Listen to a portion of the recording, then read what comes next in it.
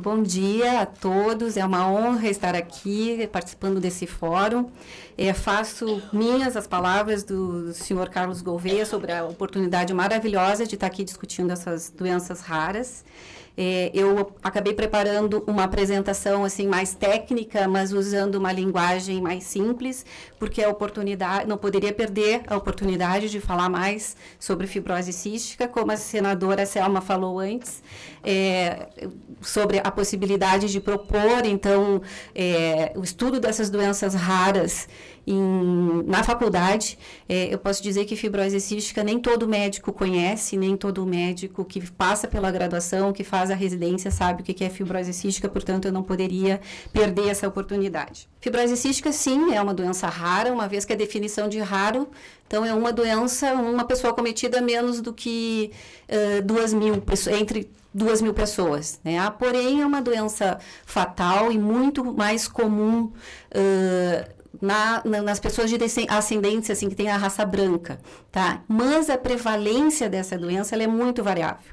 Ela pode variar de 1 para cada 2.500 até 1 para 14.000 pessoas. Isso depende muito da raça que a gente está considerando, do local, do país que está estudo. Mesmo aqui no Brasil, existe uma variabilidade da prevalência de fibrose cística entre os estados, tá? Porém, o que a gente sabe é que 1 em cada 25 pessoas tem a mutação que causa essa doença.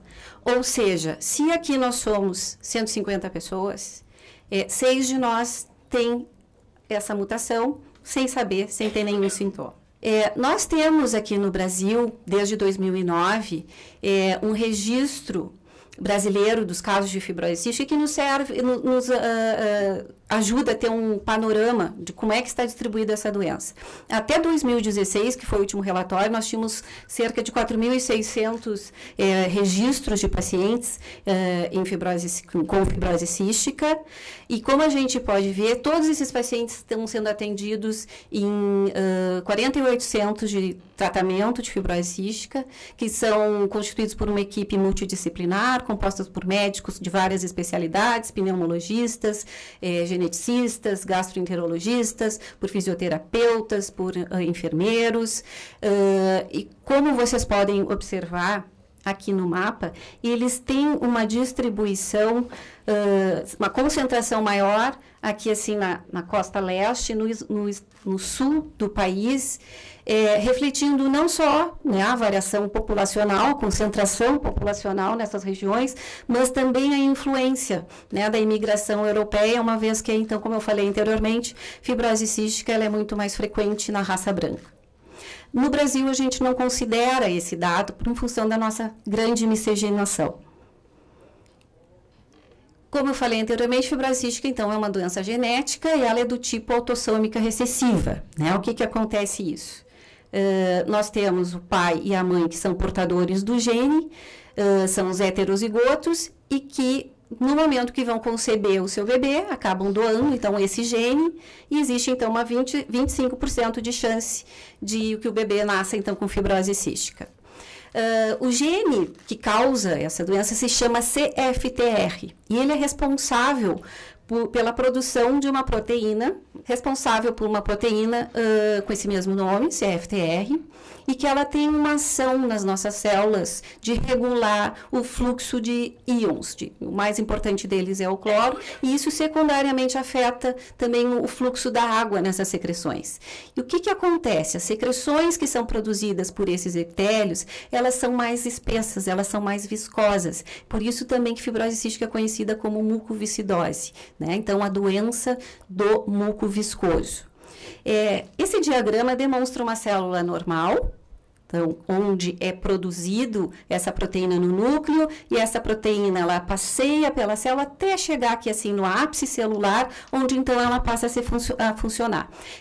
O gene da fibrose cística, então o gene CFTR, já foram identificadas 1.700 mutações, e a gente sabe que a gravidade dessas mutações ela é diferente, e isso vai repercutir em diferentes genótipos, de forma que nem sempre existe uma ausência da pneumonia, dessa proteína na célula. Ela pode estar presente lá, mas pode não estar funcionando direito. Então, a gente tem casos de genótipo de ausência do CFTR e casos em que pode ter a CFTR, mas que ela precisa, então ela funciona parcialmente, mas ainda com acometimento suficiente para produzir sintomas. Quais seriam, então, os sintomas dessa doença? A gente acaba falando mais dos sintomas pulmonares porque é o pulmão que acaba levando esses pacientes ao óbito em mais de 90% dos casos. O muco no pulmão ele é mais espesso, então esses pacientes vão apresentar tosse crônica, eles vão estar predispostos a ter mais pneumonia, e isso entra num ciclo vicioso que acaba na destruição do pulmão. No pâncreas, o que acontece?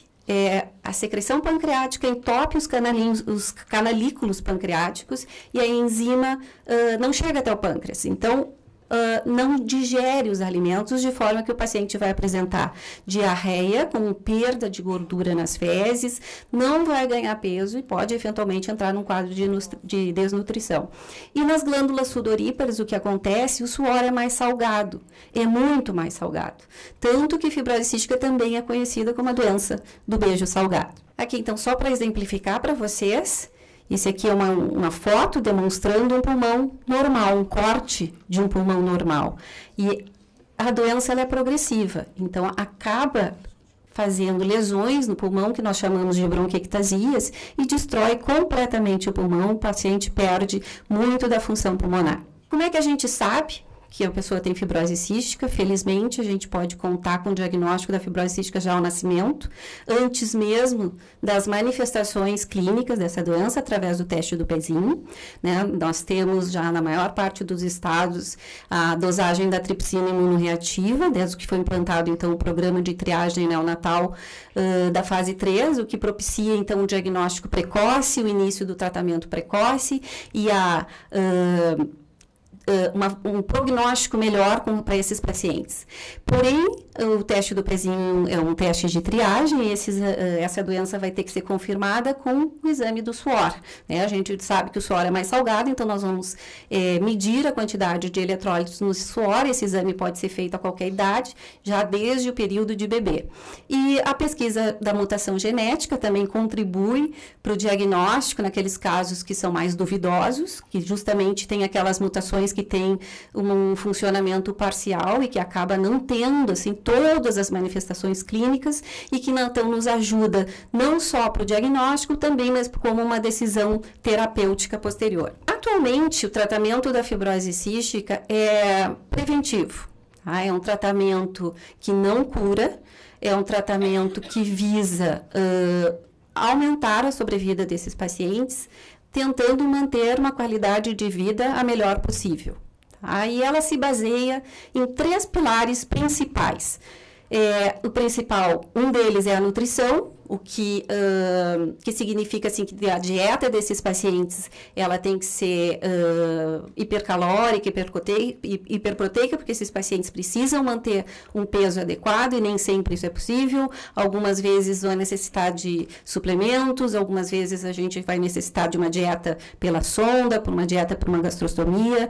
Precisa usar enzimas antes de cada refeição, porque se o pâncreas não funciona, não digere os alimentos e perde as gorduras, então a gente consegue, através das enzimas, corrigir essa alteração. Outro pilar muito importante é a fisioterapia, que serve para a higiene brônquica. Então, assim como nós escovamos os dentes, nós precisamos limpar o pulmão, e isso vai ser feito a partir da fisioterapia. Ela é diária, não tem feriado, não tem final de semana, ela tem que ser feita 1 vez, 2 vezes, 3 vezes, 4 vezes ao dia, deve ser acompanhada de nebulizações, muitas vezes nebulização antes, muitas vezes nebulização depois. Então, realmente é um tratamento muito árduo. E o outro pilar muito importante é o uso de antibióticos, que pode ser tanto via oral, pode ser endovenoso, porque a gente precisa, então, combater essas infecções que aceleram a perda do pulmão e as lesões pulmonares. A gente tem aqui, felizmente, já 2 protocolos clínicos de 2017 sobre o tratamento de fibrose cística, que abrangem as manifestações pulmonares e as manifestações pancreáticas da doença. Eles, infelizmente, assim, não englobam todo o tratamento da fibrose cística, necessitam ser atualizados e revisados, mas eles já nos dão uma força muito importante com relação ao manejo dessa doença. Esse tratamento, que é o considerado tratamento padrão, ele tem se mostrado efetivo, porém às custas de um tratamento árduo de muita dificuldade.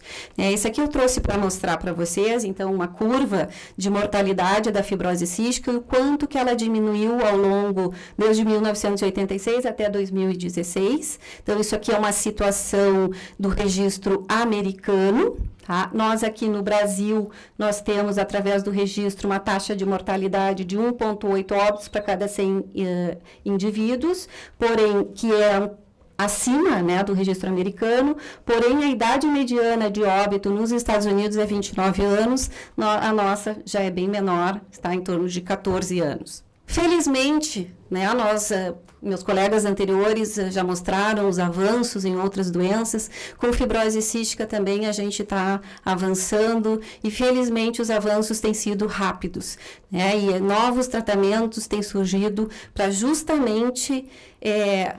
esse aqui, eu tenho uma foto de uma paciente nossa e ela colocou todos os medicamentos, e são todos os medicamentos que ela usa ao longo de uma semana. Tá? Então, a perspectiva, através dos medicamentos novos, é melhorar esse tratamento e diminuir toda essa carga que hoje em dia o paciente com fibrose cística convive. Esses tratamentos, existem várias linhas de pesquisa na tentativa de identificar os seus novos tratamentos. Porém, o que atualmente já está ao alcance de pacientes nos Estados Unidos e em alguns países da Europa, são justamente os medicamentos que atuam no próprio CFTR, ou seja, são medicamentos que atuam conforme o tipo de defeito da função do CFTR, podendo ser um potencializador, podendo ser um corretor associado a um potencializador, ou uma classe mais recente que se chama, que é o ativador. O que esses medicamentos fazem, né? Eles, na verdade, eles vão atuar conforme o genótipo desse paciente. O pioneiro, né, que foi o primeiro medicamento modulador e que foi aprovado nos Estados Unidos em 2012, foi o Ivacaftor. Tá? Ele é um medicamento específico para mutações mais raras e ele funciona como potencializador, ou seja, ele vai ser, pode ser usado nos pacientes que apresentam tipos de mutações que são aquelas mais raras, onde a CFTR existe lá na membrana celular e onde ela tem um funcionamento mínimo, então precisa de um medicamento que potencialize essa ação. Em 2012, quando foi lançado, ele era específico para pacientes acima de 2 anos, 2014 foi aprovado para crianças acima de 6 anos, 2015 para crianças entre 2 e 5 anos, 2017 expande para outras mutações, 2018 para crianças de 1 a 2 anos, 2019, recentemente, foi aprovado, então, para crianças acima de 6 meses. Por quê? Né? Porque, justamente, assim como na atrofia medular espinhal, quanto mais precoce se começar esse tratamento, melhor os resultados. Depois que a gente tem aquele pulmão todo lesionado, com toda aquela quantidade de secreção, dificilmente, assim, vai haver uma melhora que seja mensurável, né, evidente. Tá? Então, a ideia hoje em dia, desde que estudos avaliando a segurança desse medicamento foram confirmados, foram apresentados estudos de fase 4, de farmacovigilância, então mostraram que realmente os medicamentos, eles são seguros, se passou a usar em crianças com uma idade cada vez menor, inclusive, então, em lactentes. O Ivacaftor, então, ele está aprovado na Anvisa, acho que 2018, tá? E acredita-se, assim, calculando os dados através do nosso registro, a gente considera que em torno de 70 a 80 pacientes, ou seja, em torno de 1,5% dos nossos pacientes, se beneficiariam com o ivacaftor. O outro medicamento é uma associação, que é o Lumacaftor e Ivacaftor, que é então a associação de um corretor e um potencializador. Ele auxilia a proteína que está lá no núcleo da célula a chegar até a membrana celular. Isso é o Lumacaftor, que é o corretor, e o potencializador, que é o Ivacaftor, então faz com que essa proteína que chegou lá na célula funcione de uma forma potencializada.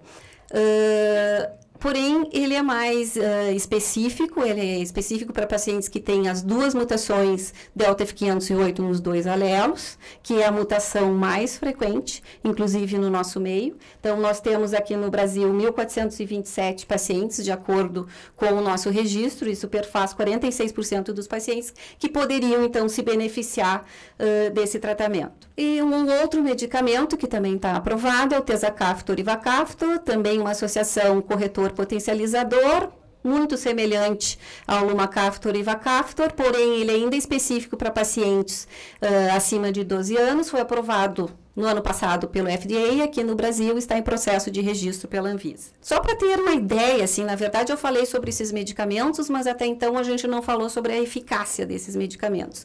Porém, o que recentemente o que se tem discutido, que as evidências que foram utilizadas até o momento no estudo desses novos medicamentos, estavam usando desfechos que, na verdade, quando tu faz um estudo desses, tu precisa mensurar essa resposta, mas estavam sendo feitos estudos em pacientes adultos que já tinham um grau de lesão pulmonar.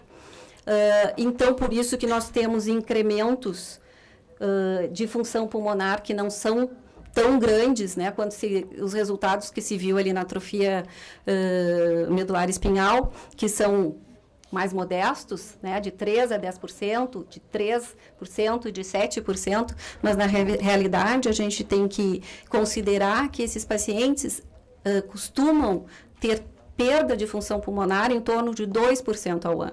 E eles, ao invés de perder, eles passaram a ganhar. E o que é mais importante é a diminuição dos episódios de infecção respiratória que esses pacientes tiveram, então, que são o que nós chamamos de exacerbações, e isso tudo foi verificado pela normalização do eletrólitos no suor.